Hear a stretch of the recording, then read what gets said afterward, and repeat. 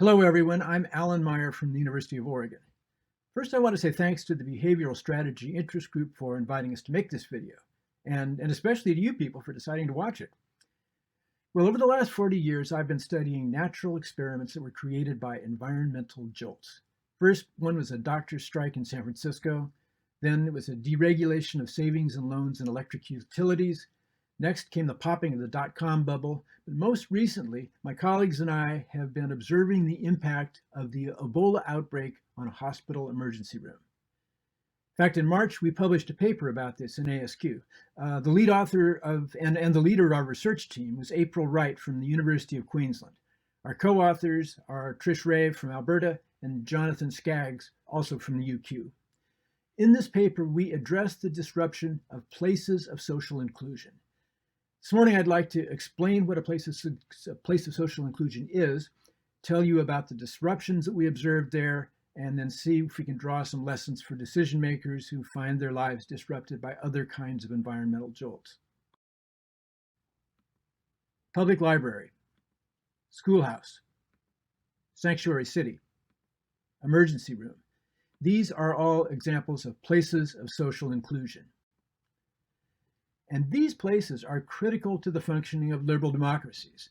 As a society, this is where we come to grips with the grand challenges. And as individuals, this is where you want to go if you're bleeding or broke or hungry or homeless. They have three defining characteristics. The first is they are places, literally. They are geographic locations. If it doesn't have a set of GIS coordinates, then it's not a place of social inclusion. Secondly, they are inclusive places. All citizens are welcome to enter and access the services and resources that they make available. And third, they are inherently precarious. They're precarious because they deal with wicked problems, they do it with scarce resources, and inevitably they become flashpoints for political and ideological contestation. The setting for our study was the emergency department of a large metropolitan hospital in Australia. In the interest of time, let me just stipulate that for theoretical foundations, we turned to the literatures on the sociology of place, humanistic geography, and the institutional work literature. We used multiple methods. We took a grounded theory approach. We did brief ethnographies that were based on 210 hours of observation, and we audio taped 91 interviews with doctors and executives and nurses. While we were collecting these data, a bat infected an 18-month-old boy in West Africa with the Ebola virus. Then in August 2014, the World Health Organization declared a public health emergency, and the Australian government designated our field site as one of the nation's Ebola response and treatment hospitals. So there we were, embedded in the ED.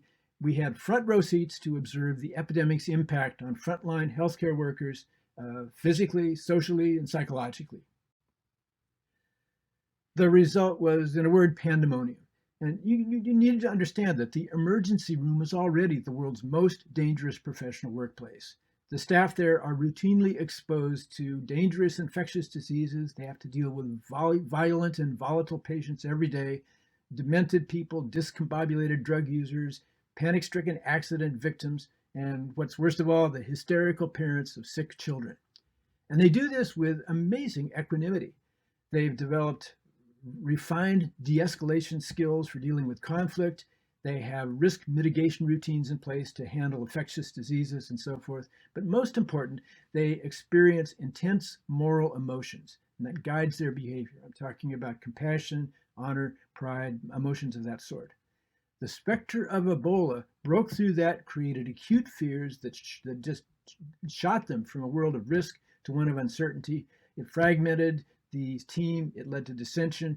It essentially ushered in what Carl Weick has called a cosmology episode. I'm recording this in August 2020, and as of today, we all are in the middle of a global cosmology episode. The COVID pandemic has crashed our economies, it's filled up our hospitals and emptied out the public spaces.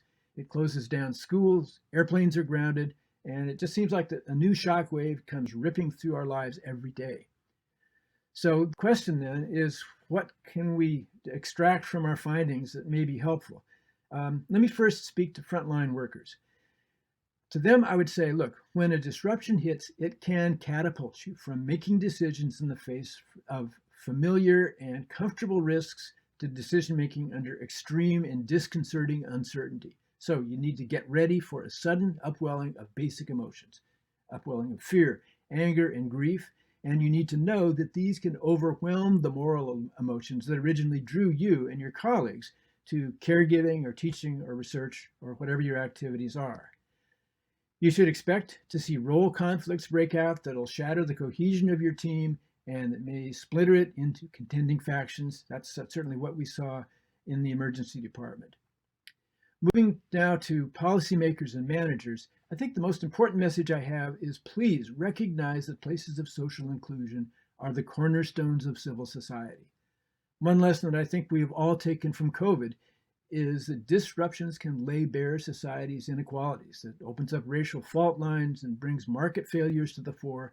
And when this happens, it thrusts places of social inclusion into even more critical roles in society than they usually play. And at the same time, it makes them even more precarious. So maintaining them becomes both harder and much, much more important. Frontline workers are on the front lines of this process. They need reliable information because they're trying to absorb a huge influx of uncertainty. They need information that they can trust. They also need to be developing new risk mitigation practices. And your job is to help them in developing and codifying and disseminating those practices. Finally, you need to encourage and celebrate the moral emotions because these, in our experience, are what are most likely to help tamp down anxiety and rebuild cohesion. So as threats to places of social inclusion are growing all over the world, it's becoming increasingly important to understand how they can be protected and how they can be maintained. Well, thank you very much for listening. And I'd like to pass along heartfelt thanks to the doctors and nurses and patients who allowed our team to enter their place of social inclusion. I know for a fact that vicariously sharing their cosmology episode as they dealt with the Ebola specter has helped us personally to cope with the disruption we're facing from COVID. I can tell you this, the emergency department of a public hospital is a great place to find people modeling courageous and moral behavior. It's reassuring and inspiring at a time when we really need that. Well, if anyone would like to learn more about our findings, I've given you hyperlinks to 3 articles that report and translate our research. So again, thank you very much for your attention.